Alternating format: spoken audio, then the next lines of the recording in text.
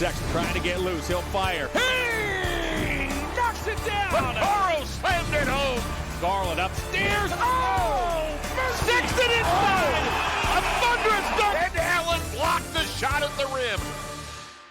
Welcome to the Chase Down Podcast, part of the Cavs Media family. I'm your host, Justin Rowan, coming to you the morning after a very tough day for the Cleveland Cavaliers, starting with Darius Garland entering health and safety protocols and ending with a apparent injury to Ricky Rubio. Looked pretty serious, as well as a loss to the New Orleans Pelicans. Before we get into that, support for this podcast and the following message comes from Zoom.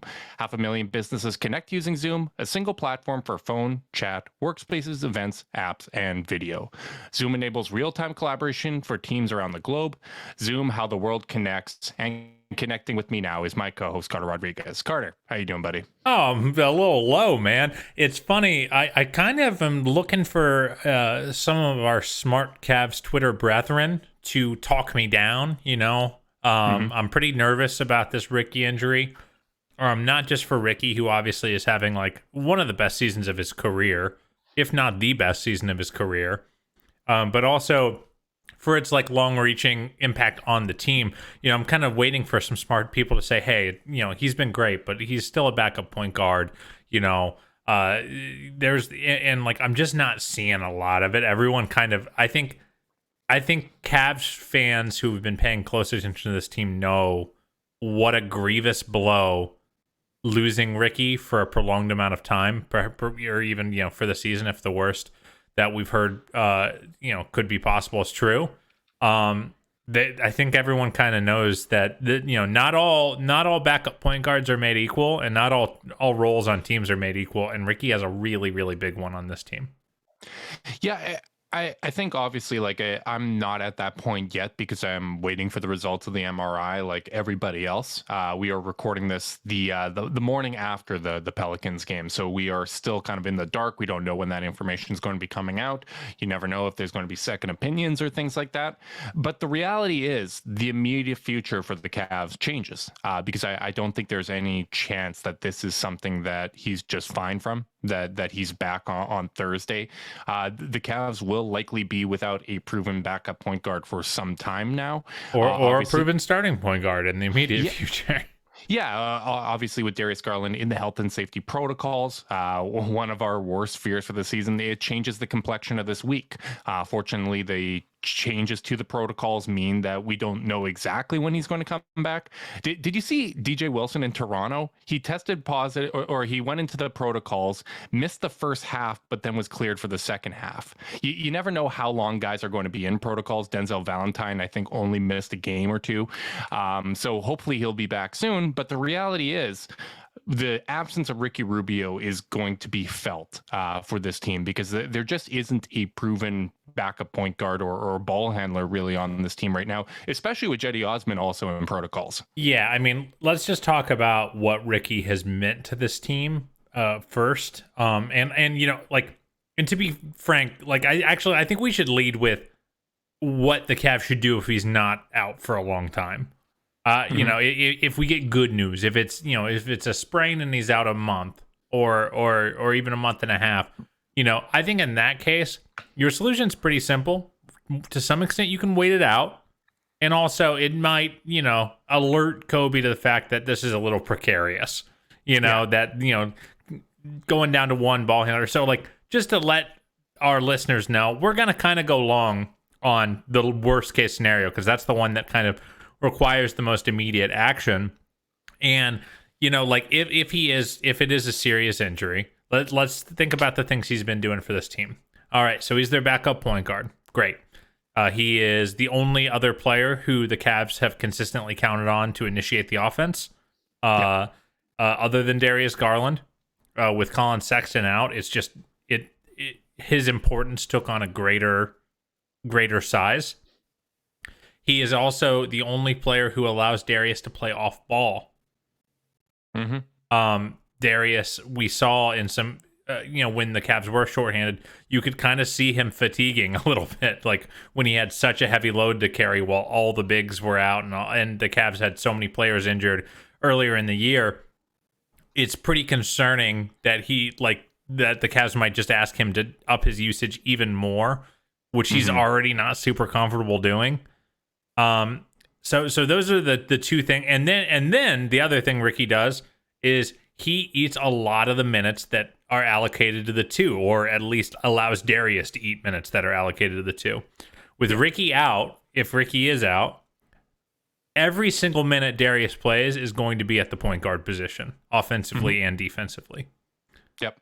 So, they have a lot of problems to solve for this one solitary backup point guard. So it's not just Ricky was playing well and they've lost him. It's Ricky was playing well and filling so many, plugging so many holes in the dam that, like, it's just hard to see them coming up with solutions within the current construction of the roster because of the fact that they've lost Sexton for the year as well. That, like, it just feels like they have to do something if they don't want to have serious repercussions for the on-court product.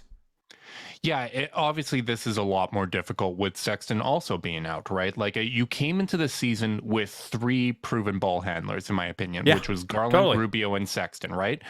Where if you chose to initiate the offense with anybody other than those 3 guys, it's because, okay, we want to give Okoro a rep here. We're trying to develop some stuff with Mobley.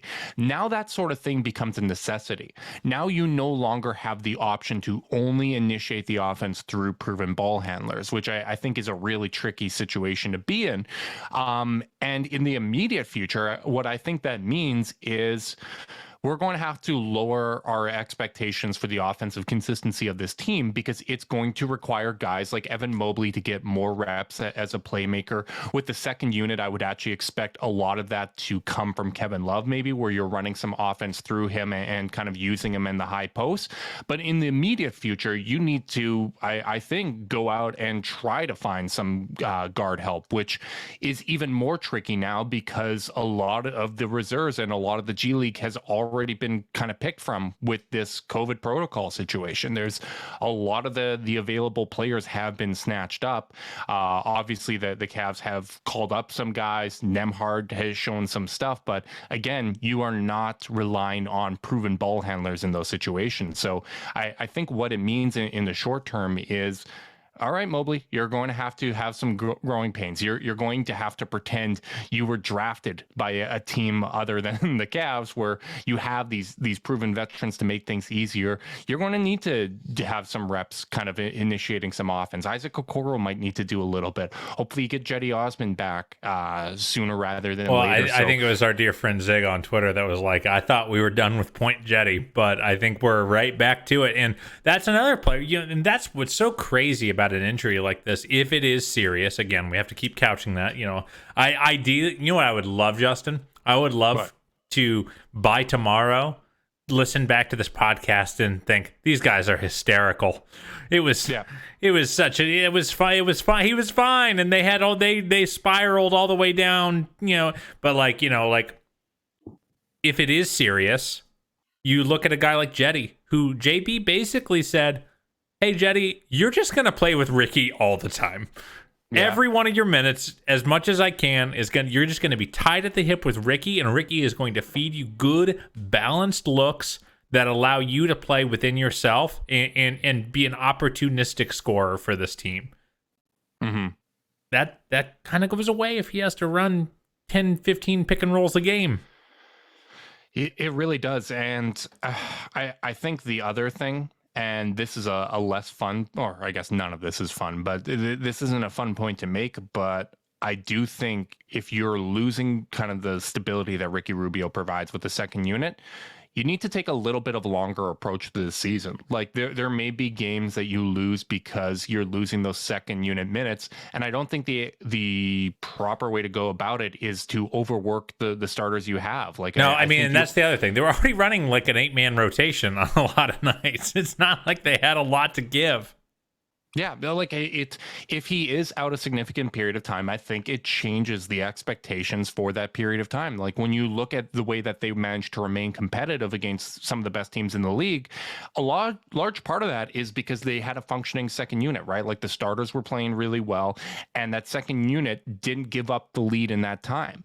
The Cavs may be in a position where they're more similar to the Atlanta Hawks, where the starters play really well, the bench gives up a little bit of that lead, and they have to go out and earn it in some close games, which, I mean, that experience is good and all, but I do think that they need to be cautious to not overwork the guys and accept, okay, if Ricky is out, the expectations change for that period of time. We are no longer probably, if he's missing a month or two here, or worse, you're probably not looking to be a home court team in the playoffs unless a significant change comes. Like, I still think that this team has enough talent to make the playoffs and to remain a top 8 seed in the East, especially with the schedule getting easier. But I mean, it does change the ceiling of this season because assuming he does come back, it's probably going to take some time. He's probably not going to be as effective as he was, and it's going to take time to work him back in the lineup. So I do think in the short term here, you have to start looking at what options are available, while also weighing that to not go all in and burn future assets on a short-term solution that doesn't have long-term upside. Yeah, I mean that's where they're at, and it really, and again, there's so many implications here. To lose, if they do lose a guy like Ricky for the season, because it's another piece that they can't use. You know, like we talked about this when Sexton went hurt, is even if they did want to trade Sexton, his value for an in-season acquisition just really dropped. Like if you're trading for him, you're trading for a guy coming off a season-ending injury, hitting restricted free agency.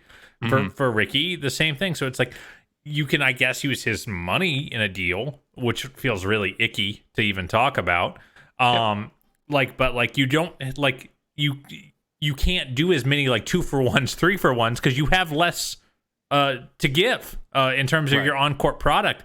You know, you can't consolidate talent as easily as you lose talent to injury. So it's just like a 500-edged sword for them. To that end, though, I mean, do you just feel like if the Cavs do get bad news here, that Kobe's got to go make a trade?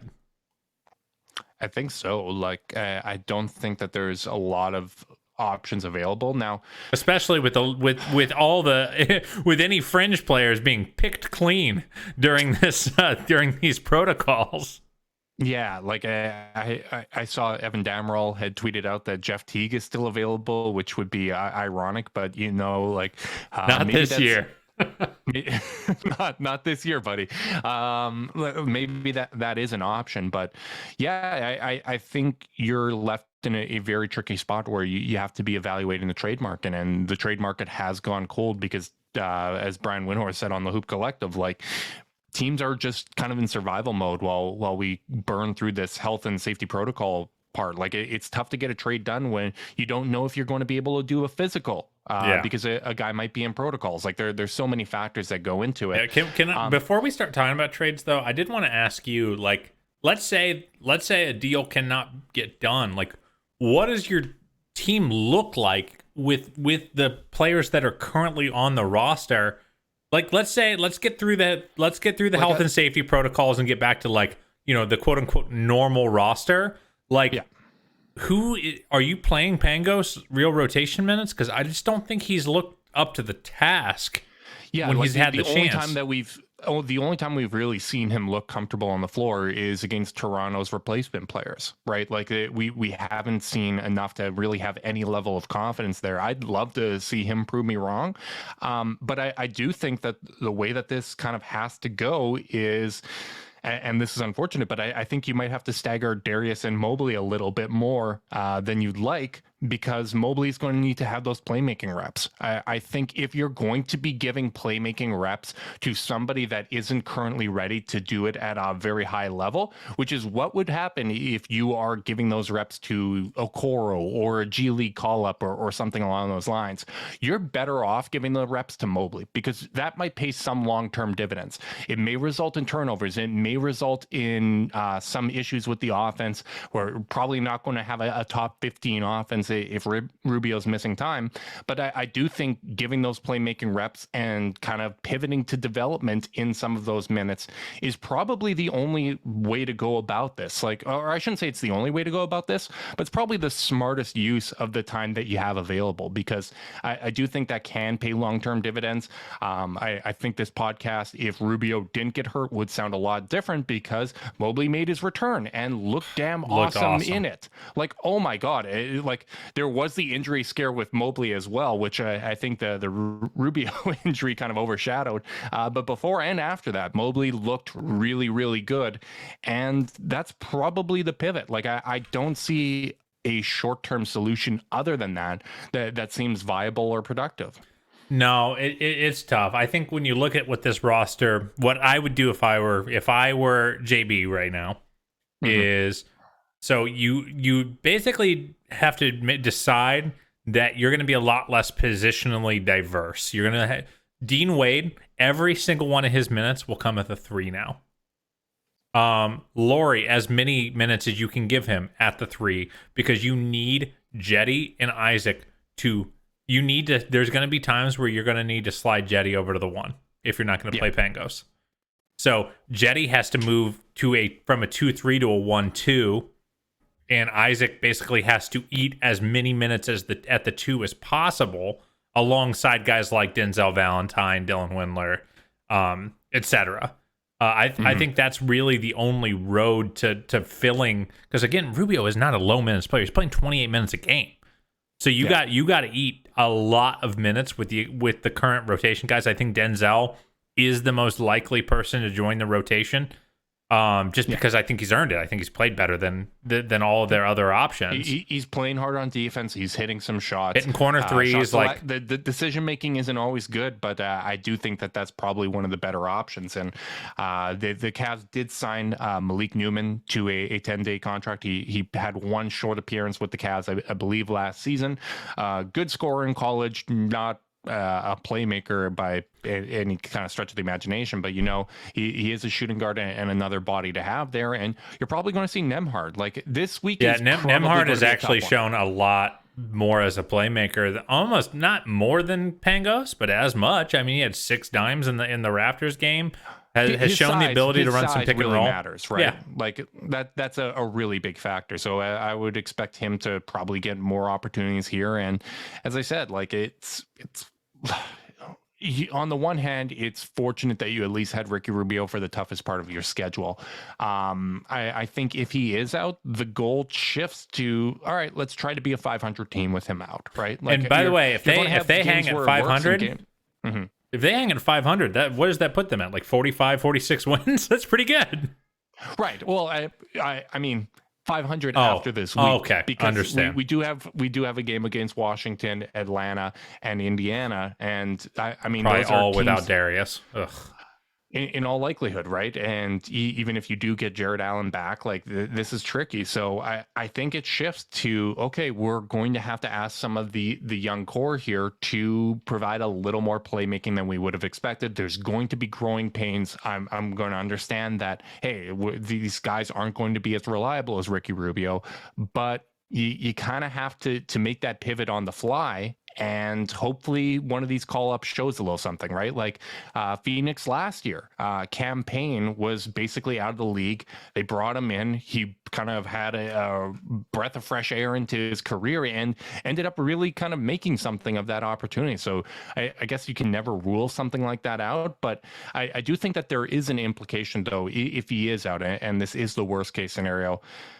All the conversations we had about kind of weighing moves and you can't really disrupt the chemistry of the second unit, I think that kind of goes to the wayside, because there is no second unit consistency, in my opinion, without Ricky Rubio. And I think it changes the calculus and changes the way that you look at potential moves when it does involve some of the players outside of the young core. If there is an opportunity to, instead of consolidating, to turn a player into multiple players and kind of fill out the rotation, that might be something that the front office has to consider. And that's not an easy decision to make. That's probably not an easy situation to find a viable solution there, but it might kind of be a changing of the gears and a changing of the direction that we thought this season was going to go. Yeah, I think that Kobe's options get limited, because of these injuries, he has to get a little bit more open-minded about moving folks around to accommodate. I mean, again, maybe Pangos just comes out and with consistent time on the court against NBA players, he starts looking like, because remember, when they signed him, the idea was, hey, if we deal Ricky midseason, this guy can hang. He can handle it. Right. First team All EuroLeague, he looked great in the G League, and just hasn't. It just hasn't looked like he belongs. It just hasn't been good. The size and the athleticism has been a challenge for him. So I hope that we eat crow right from Jump Street here. It's just thinking through all the options. You're right that you do have to start getting a little more open-minded, because you don't want to just throw it. Like if the season is starting to turn, especially, and like you have all this positive momentum, you don't want to just throw it away. And also, like it, to some extent, maybe this is a wake-up call for us as people who think about this team a lot, is like, hey, we really shouldn't need Ricky this much. Like, it's probably not a good sign. That him going down can really could cause such ripple effects. Now some of it's out of your control, like Colin getting hurt, it sucks. I was going to say, but it's the combination of losing two really important rotation players. Yeah, it stinks, but it's also a lack of wing depth, and there's a lot of contributing factors here that make this a challenge to accommodate. Though I do want to talk about some potential folks that just have rattling around our brain, some folks that maybe if the Cavs were to cobble together some salaries, use I don't know if they have a trade exception, I can't remember, use some of their minor draft capital, some of those second rounders, or even going a little crazy, like some names that could kind of replace Ricky's production that aren't crazy big swings. Like, I think the Karis LeVert rumors all of a sudden get a lot more interesting, though he's a much bigger swing, I would say, just at his number, at his relative pedigree. But like, I'm thinking about guys like a guy who I had eyes for last offseason, a guy like Thomas Satoransky.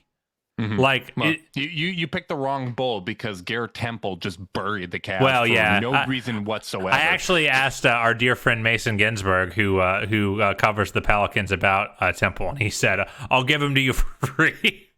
So he has not played particularly well and has $5 million guaranteed next season. Though I wouldn't turn it down. A veteran 3-and-D-ish guy. But with that said, like a guy like Sato. Because, like, the reality is, as I mentioned, Ricky does fulfill a lot of roles for you because he can play in the backcourt with Darius. He is a great connector to kind of get those other bench pieces going and can initiate the offense himself. Sato kind of does a little bit worse at all those things with a little more size. The Pelicans are not having exactly a season worth talking about. Obviously, they're hoping to get healthy. They've been playing a little better as of late. But if they are looking to move, 5-1 in their last 6 games. If they are looking to kind of start picking up some assets with a guy like that, I feel like he's the perfect fit if they're going for a smaller move, because you can pretty much just keep playing the way you were playing. I guess this comes down to a little bit of a philosophy question. Would you prioritize trying to bring in a guy that maybe does what Ricky does a little bit worse, but you play the way that you were playing? Or would you rather target a combo guard, maybe kind of split the difference between what Ricky and Sexton brought? And I think LeVert would be a high-end example of this, like a scorer that provides playmaking. And rather than trying to replace Ricky, prioritizing, okay, those playmaking reps from Mobley, Kevin Love, while he's available and whatnot, and kind of bring in a combo guard instead. What is your priority? I don't see a combo guard that accomplishes that. Like, the problem is two guards that can score and facilitate pretty well cost a lot of money. And a lot more stuff to get them, you know. So it's like if you have a name for me that's like on the medium end that like that wets your whistle, sure. But I just don't. Those types of folks aren't really popping out to me. Now there are some that come with some weird baggage. Like I have on my list, I have Eric Gordon written down. Now he's got a horrendous contract, horrendous contract. But let's talk through it. Like that is probably, in terms of on-court play at this point, that's a mid-level swingman who can score and do a little bit of facilitation, right? I think it's just so hard to get to that money, and again, don't think throw the money out. The facilitation is there. Justin, throw the money out real quick. Like that is a mid-level guy. Yeah, you don't have a lot, and a guy like that makes $18 million a year with three years and a fourth non-guaranteed on his deal. So it's like, if you're gonna there just aren't those dudes around. So like you're either gonna go big and try to get a Karis LeVert and just really and rely even less on depth probably. Yeah. Or you're gonna have to go get one of these players that are have a little worse pedigree, but kind of get you over the hill and let your kind of keep the momentum going. Guys like Satoransky, guys like Corey Joseph, who I know is getting a little long in the tooth, but you know is still a really stout defender, undersized, but you know he can guard twos just because he's such a hard worker and so smart. Like he could kind of fill that small backcourt role that Ricky did with Darius. Then it just starts to get a little like stretchy, like you're just kind of pushing it. Like a guy like Michael Carter Williams on Orlando. I don't even know if he's healthy. But like another big guard who can facilitate a little bit. But like your options are, it's not that you don't have options, but each of those options like comes with some baggage, especially anyone who makes a decent number, because the Cavs don't have a lot of salaries to cobble together right now. Yeah, it's really tricky. And if it is worst case scenario for Ricky, maybe you apply for a disabled player exception, which gives you an exception about half the salary, which brings you to about $9 million. So maybe that opens up some options. Can you? I'm going to ask a question that I'm not sure you know the answer to. Go ahead. Are the Cavs? Does that affect the Cavs' hard cap because they signed and traded Laurie? Oh, Lord, I have no idea. Okay, then we're not going to talk about it. Sorry. Lordy, I have no idea. And then there's other depressing options, right? Like what happened with Dante Exum going down last year, where he was an expiring contract. Yeah, he's done for the year, but that could help facilitate a trade, and I would just absolutely hate that. Like I have so much trouble focusing on replacements at this point because I'm just so gutted for Ricky. Like even if this is something that he comes back this year, he's going into a contract situation, right? Like this is different than even what happened with Sexton, where he's a restricted free agent. He's young. He's young. He's going to bounce back. I have no doubts about that. I mean, God, it's Colin Sexton. That guy's going to work his ass off. You just worry about Ricky's ability to recover from another one at this age, and he's already lost a good amount of zip from his early age. You just don't want, you worry about him losing another 5%. Right. And I mean, if you went the Exum route, like then you lose him as a locker room presence, as somebody. You probably lose him as that anyway if he's out for the year. He could still hang around. I'm trying to find ways to keep Ricky around here. Yeah, well, I'm hoping this sounds dumb, and I'm hoping that this sounds dumb. That everything ends up working out, but these are the tough decisions that the team's going to have to make. So can I ask you this? Would you rather them take a swing at a big name, cobble together some big number salaries to make it work, or would you rather them go for a smaller at the margin move that just keeps the train running?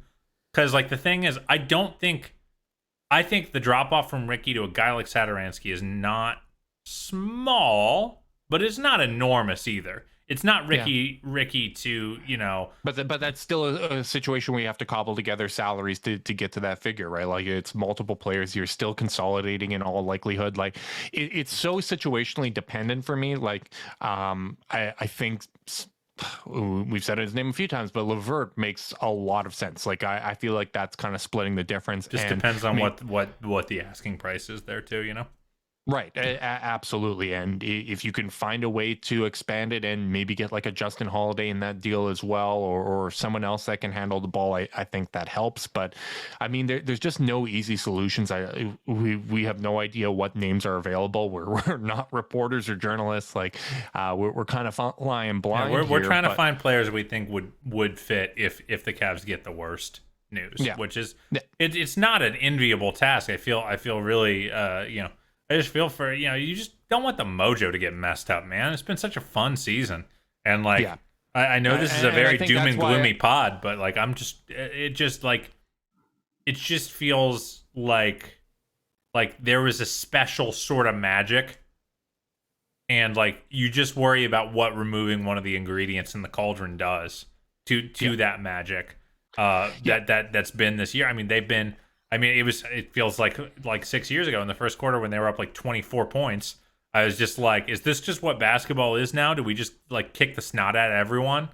And like, you know, like I feel like you worry about what it looks like in the you know, in the immediate future, and then like for the rest of the year, like you just like, and that's why I do think if they do get bad news, Kobe's got to go find another ball handler, another initiator, because like, it's just going to be too much on Darius. And I don't want Darius to break down either. Yep. And like I said, like this is going to be a situation where, you know, you have to shift those expectations. It's going to be the young guys. I think you have to be careful not to overwork anybody, even if that costs you a game or two. Like, I think that is now the immediate priority. And maybe this is just another reminder that nothing is guaranteed in the NBA, and you have to kind of operate with that understanding, right? Like you can't assume that your timeline is as long as you hope. And I don't think that this is something that hurts the long term of this team. I think the future is still incredibly bright. The core could not be more exciting, and this year is a success in every definition of the word because of how good this young core fits together and whatnot. But I do think that it changes the ceiling of what this season can be, unless something unforeseen happens, whether that be him returning to perfect health or a move that we can't really foresee. Like I do think that even if this year's going to go. And even if he does return to perfect health, like I do think it should, the way we're feeling right now should kind of function as a wake up call. Like, hey, this team could probably use another ball handler. Like, like, you know, this is a little, like, whether it is, you know, like obviously the Sexton thing is a bummer, but sometimes you just got to react to your circumstances. And this is like, maybe if you get good news on this MRI, you don't go crazy. But you definitely looked at like, and maybe you deprioritize a wing a little bit, and you know, and prioritize a ball handler and initiator a little bit more. You know, I think that's kind of the way it goes. Though I will say this: if they do get bad news, and they do without, you know, even if they make a minor move and they keep trucking, and maybe they don't keep winning by 20 because that was just never going to keep happening. But like if they stay the course once the team kind of returns to health, then oh man, like that's amazing news, you know, because like the I think one of the biggest I've seen our friend David Zavak kind of tweet this, especially earlier in the year, is like little worried about how important Ricky is to them. You know, even when Sexton was playing, Ricky was so important to their successful lineups, and like we've seen them have successful lineups without Ricky now. So like, you know, if they can cobble this together and still be a really good team, an above average team, then like, oh man, like that really opens up a lot of options for this team. So like there are roads where this actually goes really, really well. It's just going to be a lot harder. Yeah. And I think the most likely or most obvious path for that is Evan Mobley kind of having a second year That's a great or second half of this season breakout, right? Like it's okay. All of a sudden, Mobley is asked to do a little bit more, and he does it. I think there's there's a benefit, right? Like Mobley missed some time when he was a little nicked up. He was able to recover his hip. He sure looked good out there against the Pelicans, even though it was a tough matchup with Jonas Valanciunas out there, and all those times that you switched on him and whatnot. But man, like he looked great out there, and I think if there's a way for this to, obviously there's no way for it to be fully happy if it means that Rubio's missing time. But as far as future outlook goes, it's Mobley stepping up, kind of doing more than he's shown so far, and continuing to grow as a playmaker, because that was always going to be the next evolution of this team. Is okay, now Mobley is running offense through the guy. Is more of an important cog in the offense, and I think it's important right now to have someone like Kevin Love around for him to kind of give him some guidance on that, because Kevin Love has a lot of experience with that through his time in Minnesota, and that's a valuable veteran voice to have. So you look at it this season, Carter, I just pulled it up, Mobley, Allen, and Garland without Rubio on the floor, plus 7.3 net rating. Obviously, that was a lot better with Rubio. It was plus 24.5. But you know what? Like, it's still a grouping that has worked this year. Those guys are really talented. They've been a big part of the success of this team, and they're going to have to find ways to replace what was a very, very valuable cog in what's been working this season. Yep. I trust that this coaching staff can squeeze the most value out of the roster. That's a huge win. I trust that Kobe can creatively involve himself both in deals that he initiates and in as a third party in helping facilitate other deals, to find creative ways to add talent to this roster if we do find that they need it. So like, it's not all doom and gloom. It's just like the honeymoon just feels like, okay, this is going to get we're going to hit some turbulence in a way that this season has not had a lot of turbulence. Because the lean parts of the season have been so easily like kind of hand waved. It's like, a bunch of guys are, a bunch of the bigs are dinged up at the same time, and well, we're probably not going to win this game, but they're still competing and it's fun. And then also it was, as of late, they have like 7 players out with COVID. It's gonna, they'll be back. They should be all back and healthy, and it'll be fine. This is like this on top of the Sexton injury is like the first one is like, oh, this could get bumpy in ways that won't immediately remedy themselves, and that's I think why we're maybe a little more down than we should be. I almost wonder if we're gonna get feedback from our listeners that are like, guys, chill. But I think that's why we're down a little bit, because we were just so enamored with how smooth this ride has been. Yeah, and I think it's also like you get invested in this team, right? Like I really care about each one of these parts, because this has been such a successful season, and one of my favorite Cavs teams of all time. Like even before the halfway point, I have never felt. Not never, but I have rarely felt such affection for every member of a roster quite like this one. Mm-hmm. And for Ricky Rubio, I mean, he had a tough year last year, not really ready to, not able to prepare for the season, was a little bit banged up, played his way into shape, had a long off season playing in the Olympics. And then, like this is that cumulative load where he hasn't had a lot of time off, had a lot of responsibility here with Darius Garland, Jetty Osman, and so many pieces out for the Cavs last night. And just one of those freak injuries that can happen on any play at any time, trying to get a win in a game that might have been their one opportunity to get a win this week if guys remain out. So it's obviously a tough situation. This is going to be something that they're definitely going to have to deal with for the short term, and we'll find out more about the long term. For everybody listening, hopefully this wasn't too doom and gloom. I think we offered it probably was a little too much. I didn't, you know what? You weren't as down as I thought you would be. And that I've heard how down you can get on some of these I episodes. had my problem solving hat on this pod a little bit. I'm proud of you, because thanks, I think buddy. I think we're definitely on that side of the conversation, which is where we like to stay. For all our listeners, if you're watching on YouTube, make sure you like and subscribe. Click the notification bell so you know when we're going live. If you're listening via podcast, leave a rating, leave a review, subscribe, unsubscribe, resubscribe, and help cook those books. If you want to be part of Chase Down's exclusive Discord chat, you can send a screenshot of that review to chasedownpod@gmail.com. However you choose to support us, we really do appreciate it. We will be back Monday and Wednesday next week. Hope you guys are staying safe out there, and until next time, go Cavs.